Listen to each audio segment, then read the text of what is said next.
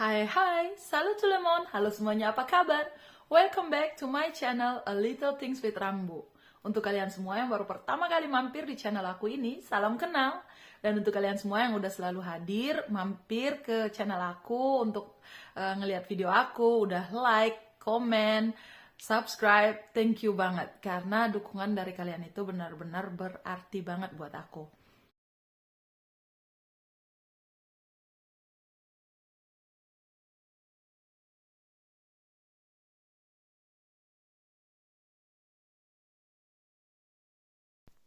Jadi guys, sebelum aku masuk apartemenku, barang-barangku ini semuanya ditampung di ruang bawah tanah di tempat kerja aku.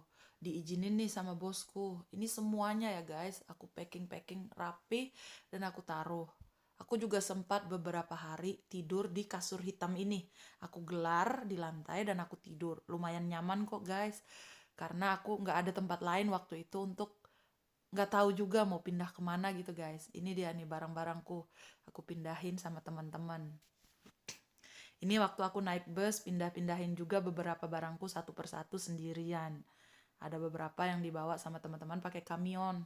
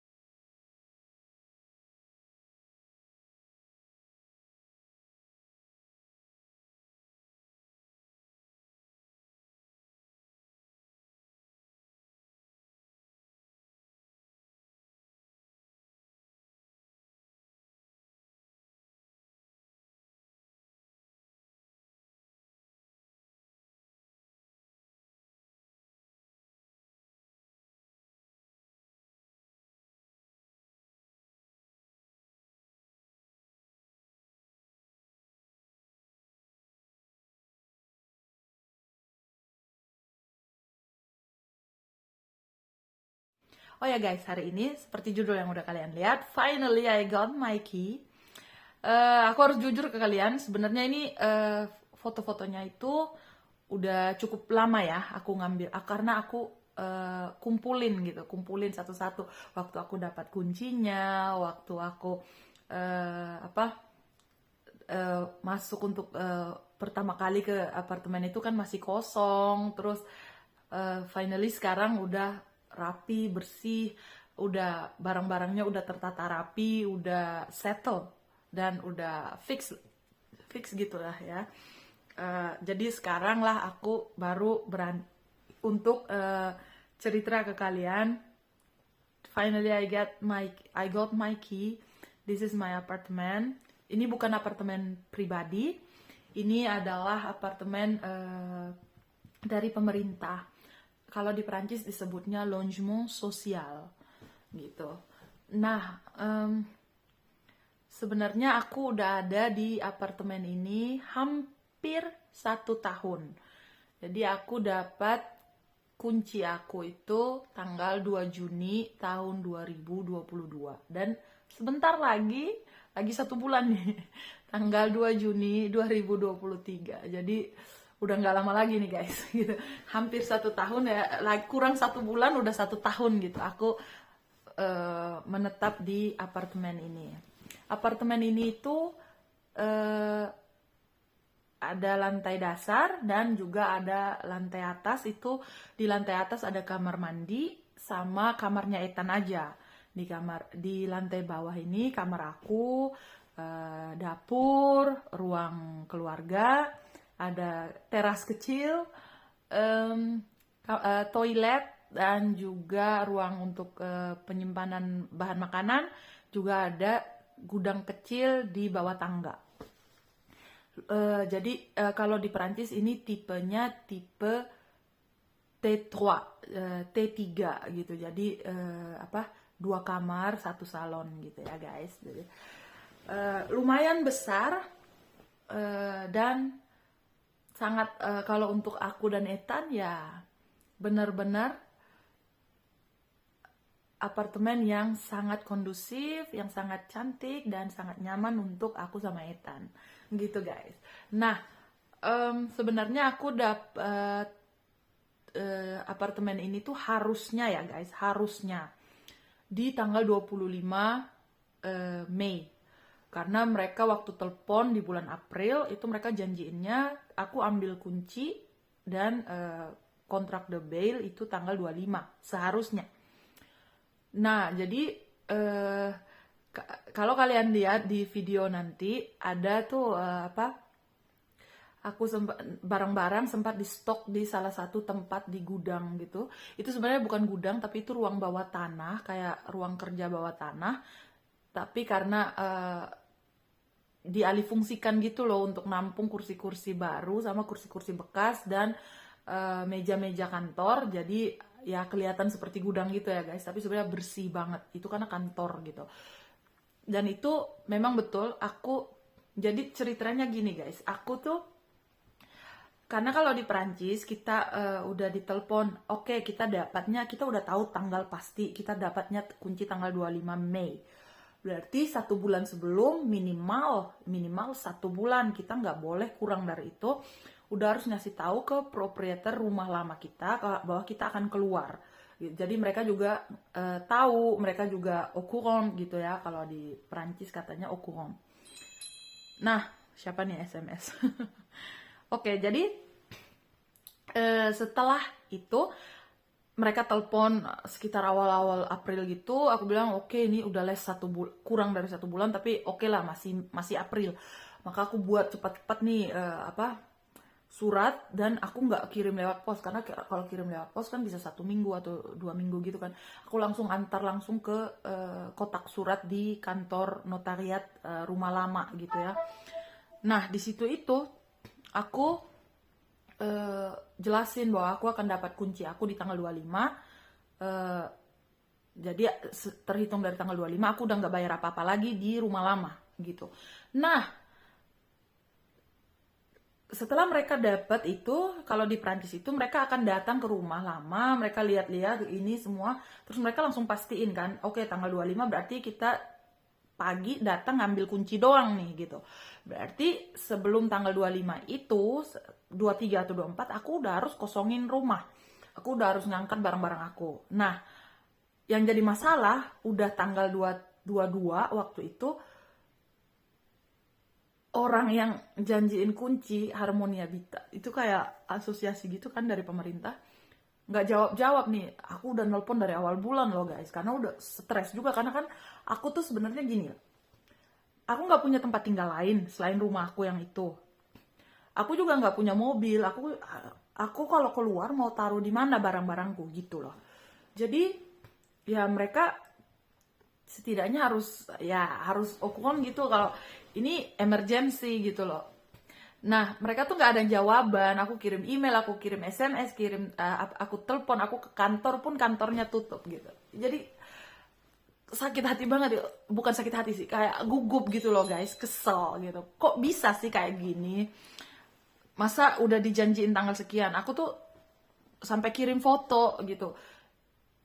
Aku bener-bener nggak ada tempat tinggal, aku kirim semua keadaan aku, posisi uang dalam ATM aku pun aku kirim fotonya biar mereka tuh ngerti gitu. Aku nggak bisa ke hotel. Lagian kalau ke hotel guys, karena aku nggak mungkin kan bawa seisi rumah sama kompor, kulkas, lemari, tempat tidur itu masuk ke dalam hotel. Nggak mungkin banget gitu loh. Jadi it's really impossible. Dan aku bersyukurnya waktu aku ngomong ke bos aku, karena dia lihat kan aku kayak lagi stres, nggak fokus kerja gitu, aku ngomong akhirnya ke dia, aku gini gitu. Singkat cerita, bos aku bilang ya udah, aku nggak bisa bantu banyak ya, tapi aku ngerti kamu nggak bisa fokus, tapi ya tolonglah pekerjaan tuh harus tetap stabil gitu lah. Iya, aku bilang aku janji bakalan tetap kerja stabil gitu. Tapi bener-bener hari ini aku nggak bisa fokus karena aku ketakutan, aku harus taruh di mana, aku nggak punya barang. Aku harus pindah gitu kan. Dan itu udah tanggal 20 apa tanggal 19 gitu guys. Jadi bosku bilang, Ya udah pakai aja mobil kantor, kan mobil kantor tuh ada truk gitu kan, sama mobil aku, cari satu teman kolega kamu yang mau bantu kamu untuk pindah-pindahin barang, pakai mobil sama mobil kamion, ngambil barang-barang kamu. Terus aku bilang, ya terus mau taruh di mana, aku nggak punya tempat tinggal lain, aku bilang gitu. Dia bilang, pakai aja dulu sementara itu ruang bawah tanah, karena kan bos besar yang direkturnya nggak ada, jadi ini yang di atasnya aku gitu ya, kayak istilahnya manajer gitu. Nah kalau direkturnya kan jarang ke tempat kerja kita, dia turunnya paling 6 bulan sekali atau 3 bulan sekali gitu ya guys. Dia bilang, bos kan lagi nggak ada nih, lu pakai aja dulu, tapi janji begitu dapat kunci harus secepatnya lu dapat kunci lah, usahain gimana gitu biar barang-barang itu nggak terlalu lama-lama di situ, apalagi kan itu barang pribadi bukan barang kantor gitu. Aku bilang, aduh makasih banget, makasih banget, makasih banget gitu. Terus udahlah aku lari keliling sama teman-teman aku yang kolega kerja gitu, kita kan berdelapan ya, aku ngomong sama mereka bertujuh, siapa nih yang bisa tolong aku gini gini gini. Mereka bilang, kerja aja dah lu dulu, ini kan masih jam 12, masih jam makan siang gitu loh, kerja aja, nanti sebentar kita rame-rame dah bungkus semua barang-barang lo gitu. Jadi udah aku akhirnya tenang, aku selesai kerja jam 6 sore itu langsung kita bareng-bareng, jadi kita ada bertujuh ya, tambah aku 8, langsung menuju ke rumah, packing barang-barang kotor itu dimasukin ke plastik sampah, kan gede tuh guys, masukin, terus barang-barang kan emang udah dari awal sejak mereka telepon aku bahwa aku akan dapat kunci tanggal sekian, aku udah nyicil packing gitu ya guys. Jadi piring-piring udah dalam kardus, buku-buku, pakaian itu udah yang bersih-bersih itu udah di dalam koper-koper dan tas-tas gitu. Jadi tinggal pakaian-pakaian yang sehari-hari akan aku pakai kerja dan lain-lain itu yang memang masih sekitar 1 sak gitulah untuk aku pakai sehari-hari, itu yang aku tinggalin di luar gitu. Jadi lumayan cepat gitu guys. Terus mereka juga bantu sekalian bersih-bersihin tembok, ada yang ngecat, ada yang kan kita bawa mesin crusher gitu yang untuk ngebersihin lumut di luar gitu kan, dibersihin semua. Jadi bahu membantu, aku tuh dibantu banget, dan aku percaya itu semua nggak akan terjadi kalau Tuhan Yesus nggak nolong aku. Ini semua campur tangan Tuhan guys. Karena kalau aku sendiri, apalagi aku bukan orang Prancis, aku pendatang, dan aku tuh terhitung baru di tempat kerja aku, itu akan sangat susah karena ada orang-orang aja gitu yang mau bantu gitu, tuh susah untuk orang Prancis. Apalagi udah selesai jam kerja, mereka cuman, waktu aku ngomong tuh mereka ternyata nelpon keluarga mereka, cuma bilang aku akan pulang telat malam ini gini. Jadi yang cewek bilang ke suaminya, tolong jemput anak-anak dari sekolah, dia juga ikut bantu aku gitu kan. Ya singkat cerita, kita selesai bersihin rumah dan bolak-balik kantor rumahku tuh 3 kali guys. Kamionnya gede loh, 3 kali kamion sama mobilnya bosnya nunggu di tempat kerja, dia ada berkas yang dia harus selesaiin, jadi dia tuh di dalam kantornya aja gitu. Ya udah, jadi udah selesai malam itu, mereka ngantar aku balik ke rumah. Enggak. Oh iya, aku ditinggal di rumah, mereka sendiri yang balik. Terus aku cuman telepon ke bos, minta terima kasih. Aku bilang terima kasih bantuannya sama teman-teman. Kan aku sebelum mereka balik, aku beliin wine, sama juga aku beliin sushi. Kita makan rame-rame. Kayak di sini tuh kita kalau udah ditolong ya guys, jarang banget kalau kita nolong orang tuh kita bayar gitu loh. Bayar pakai uang tuh mereka bakalan tersinggung. Jadi normally kalau kita ditolong sama apalagi teman atau kolega kerja gitu, orang yang deket lah, itu kita ngasih apresiasinya itu kayak bentuk terima kasih tuh biasanya wine. Tapi karena udah kebetulan malam juga dan kita lapar, aku beliin juga sushi, kita makan bareng. Yang mau minum wine silahkan minum gitu. Udah. Dan setelah itu mereka tinggalin aku di rumah. Setelah mereka pergi baru aku sadar tempat tidur itu udah dibawa ke gudang. Yang lain-lain itu udah dibawa ke gudang semua. Tinggal ada sofa yang akan diambil oleh Gaten, suamiku, untuk dibawa ke rumah orang tuanya. Itu yang ada masih ditinggalin di situ. Jadi kayak barang-barang itu aku keluarin semua. Sedangkan barang-barang dia akan ada hari tertentu dia akan datang. Nah, tanggal kita ngembaliin kunci ke pemilik rumah itu tanggal 25. Berarti aku kan udah selesai nih, barang-barangku udah keluar. Jadi aku SMS lah ke dia, aku udah selesai, kamu bisa ambil barang kamu tanggal sekian, aku tinggalin kuncinya sekian sekian sekian gitu. So singkat cerita ya udah, setelah malam itu aku tidur di sofa, besoknya juga masih tidur di sofa sambil nunggu gitu. Tanggal 25 itu ternyata nggak dapat kuncinya guys, nggak dapat. Mereka ternyata belum selesai pengerjaan di sini. Karena kalau ada apartemen orang baru keluar terus mau dikasih ke orang lain untuk ngisi, biasanya kalau di Perancis itu dibenerin dulu semua isi rumah tuh dibenerin dulu. Dan di tempat apartemen aku ini mereka ngecat dan juga ganti lantainya semua diganti, dan itu diganti sama parket keramik yang kayak mirip kayak kayu-kayu gitu, tapi masih keramik guys. Itu diganti semuanya, lantai 1, lantai 2, semua kamar mandi dan lain-lain itu diganti. Jadi memang makan waktu. Dan tanggal 25 itu kan aku udah nggak punya kunci rumah itu, suamiku udah ngambil barang-barangnya, sofa dan lain-lain tuh udah diangkut, rumah itu udah kosong, aku udah nggak punya kuncinya juga, aku udah nggak bisa masuk. Dan aku juga saat itu tuh kering banget lah, istilahnya kering, aku nggak bisa masuk hotel guys. Jadi aku akhirnya diizinkan sama bos tidur jaga barang-barang aku di kantor. Jadi aku kayak tidur di kantor gitu. Paginya kan di tempat kerja itu ada kamar mandi ya guys, jadi aku mandi di tempat kerja dan lain-lain. Itu sampai tanggal 1 Juni. 1 Juni itu malam terakhir aku tidur di kantor. Tanggal 2 Juni aku dapat kunci aku. Setelah masuk aku lihat, aku buat kontrak bail gitu, état de lieu kita bilangnya, état de lieu. Itu untuk ngecek semua, karena nanti saat aku keluar dari apartemen ini aku harus ngembaliinnya sama persis seperti waktu aku masuk. Itu aturan di Perancis guys. Jadi masuk, terus aku langsung SMS teman-temanku sama bosku juga.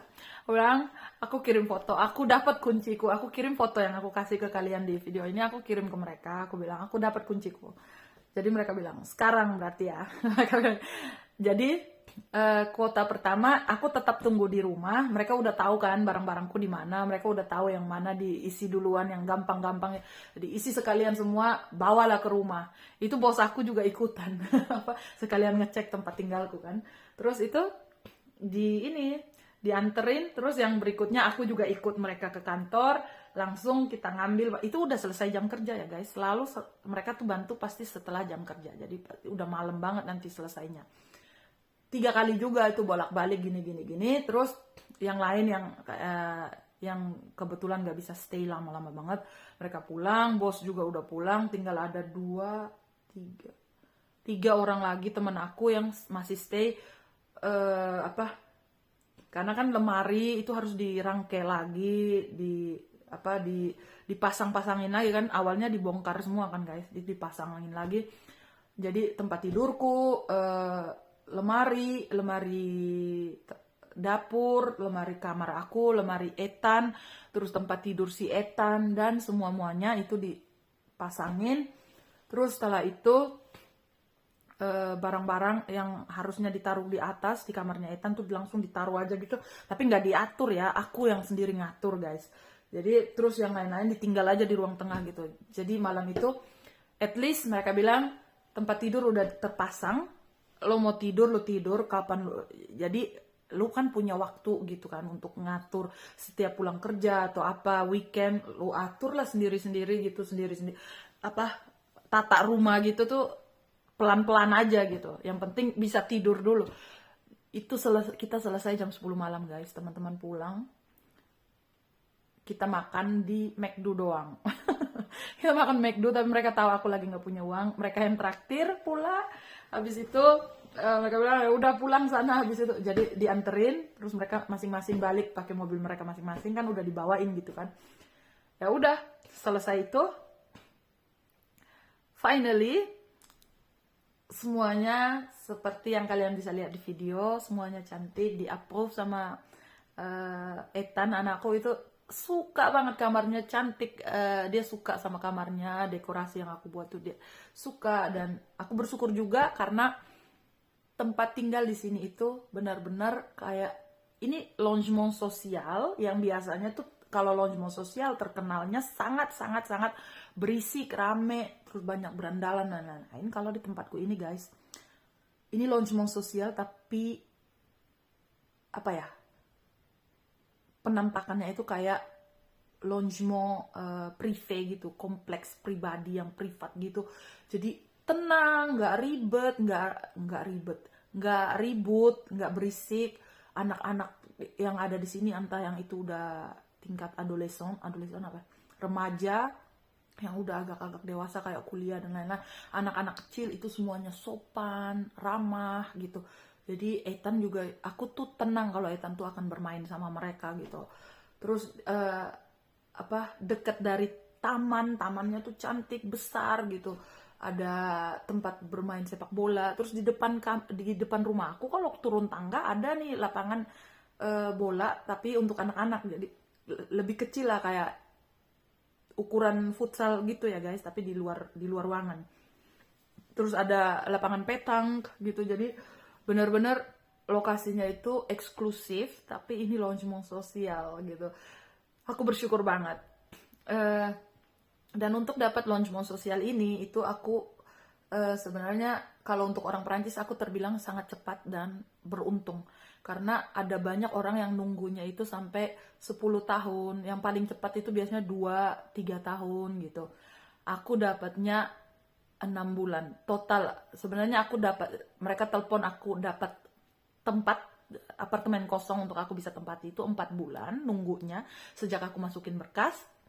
Tapi total sampai aku terima kunci tanggal 2 Juni itu totalnya adalah 6 bulan. Dan puji Tuhan gitu. Puji Tuhan aku bisa secepat itu dapatnya. Semua itu karena campur tangan Tuhan guys. Jadi itu aja cerita dari aku. Hope you guys like my video this time. Kalau ada yang kalian mau tanya, kalian mau komen, silakan komen di kolom komentar. I see you guys on the next video. Ciao, Tuhan Yesus memberkati.